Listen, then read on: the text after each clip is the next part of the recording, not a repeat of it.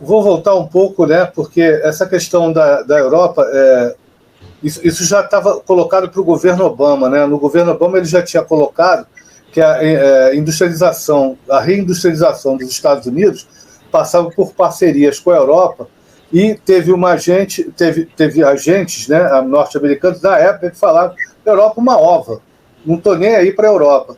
E eles fizeram tudo para detonar os acordos, porque o que deu produtividade, conseguiu, vamos dizer assim, exponenciar a produtividade, principalmente da Alemanha, foi o petróleo e o gás, e principalmente o gás russo, né?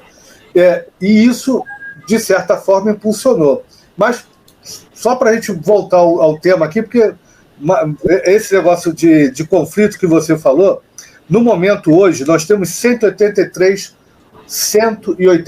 conflitos ativos. 183, né? É o maior número nos últimos 30 anos.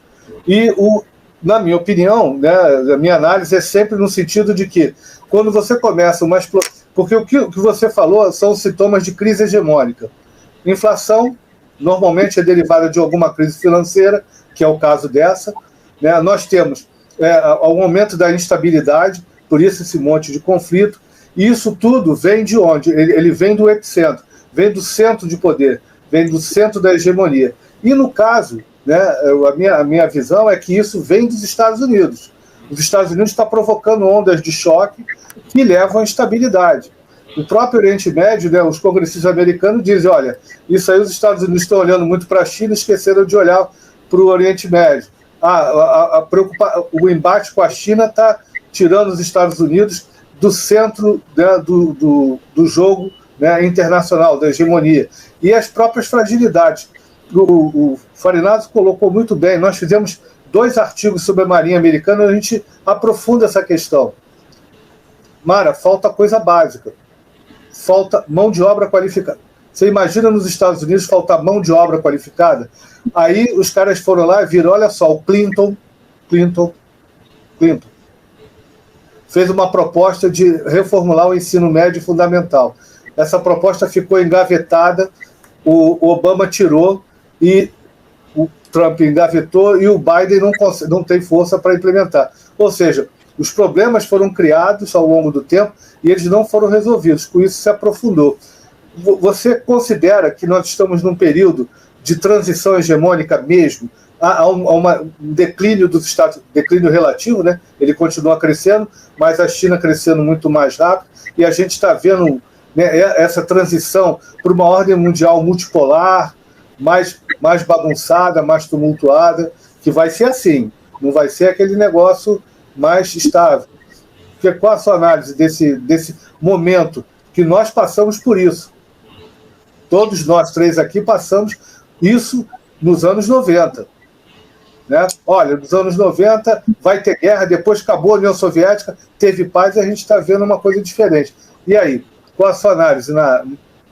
Olha, você está falando de uma coisa que a ex-presidente Dilma, lá nos BRICS, e o próprio presidente Lula tem falado muito, de tentar tirar a hegemonia americana e fazer uma coisa. Então, por exemplo, em relação aos BRICS, ao Banco dos BRICS, né, ela é presidente do Banco dos BRICS, ela fala: vamos dar empréstimos em outras moedas, e não só em dólar. Vamos tentar diversificar isso daí, não colocar tudo como dólar.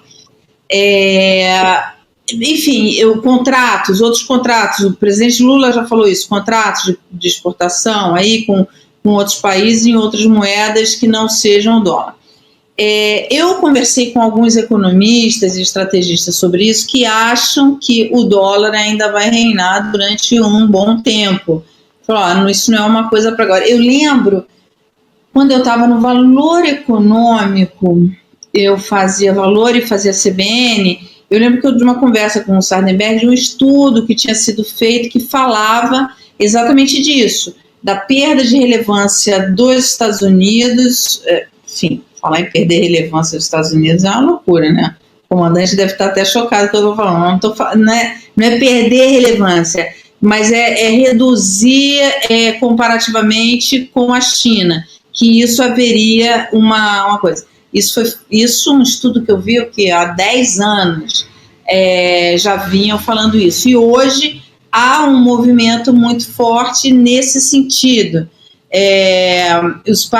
Alguns países, o Brasil, a presidente lá nos BRICS também quer fazer isso daí, e essa discussão vem vindo cada vez mais forte. Eu acho difícil, porque, veja, o euro, que é uma moeda, enfim, forte e tal, não conseguiu tirar o protagonismo do dólar. Mas acho que sim, é um caminho que enfim, será perseguido, principalmente, aí vocês sabem falar disso melhor do que eu, principalmente depois dessa guerra da Rússia e agora, porque o lance da guerra da Rússia, né, a invasão da Ucrânia ali pela Rússia, essa guerra, eu acho que ela tem um impacto maior, e vocês vão poder me dizer isso, porque eu tô no achismo, vocês sabem disso melhor do que eu, quando a Rússia fala, ô China, então vamos fazer aqui nossos contratos, eu vou fazer o contrato com você, aí você ganha atores de peso nesse movimento de tirar a hegemonia do dólar, entendeu? Eu acho que o ponto é esse, o ponto é o dólar.